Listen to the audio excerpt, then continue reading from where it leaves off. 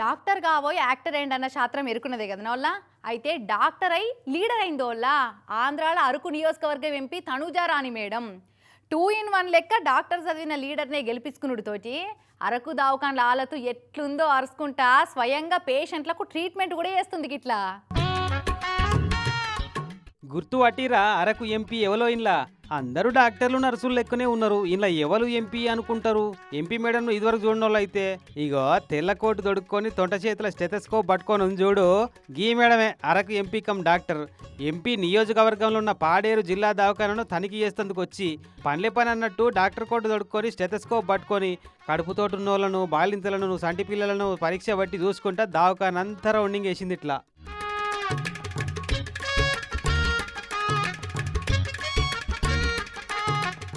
ఈ ఎంపీ వచ్చిందని అందరు చెప్తుంటే స్టెథోస్కోప్ పట్టుకుని డాక్టర్ గెటప్లో వచ్చిన ఈ మేడంను చూసి ఎంపీ వస్తుందన్నారు, ఈమెవరో పెద్ద డాక్టర్ అమ్మ వచ్చి వస్తుంది ఏంది అని పరిశానవుడు పేషెంట్లో వంత అయింది.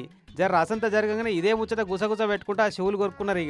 ఇక ఇట్లా అరకులో ఉన్న సర్కార్ దవాఖానలలో 3-4 రోజులకో దవాఖాన చొప్పున చూసిన సాల్ దవాఖానలన్నీ మంచిగా అయితే మేడంకు ప్రాక్టీస్ పక్కకు పెట్టి మర్చిపోయినట్టు కాకుండా కంటిన్యూ చేసినట్టు ఉంటుంది. చెప్పలేం కదా మళ్ళీ ఎంపీ పదవి కాలం పూర్తయినాక రాజెవలో బంటెవలన్న సంగతి.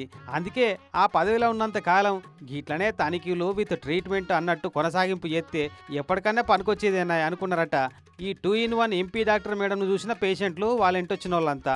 కానీ అట్టనే అరకు ఏజెన్సీలల్లో కడుపుతోటున్న ఆడోళ్లను డోలీలల్లో మోసుకొచ్చే తిప్పల ముచ్చటంతా పార్లమెంట్లో మాట్లాడి వాళ్ళకి ఆ తిప్పలు తప్పేటట్టు చూడురు మేడం. పాపం చాలా అవస్థలు పడుతున్నారు అక్కడ ఆడోళ్ళైతే.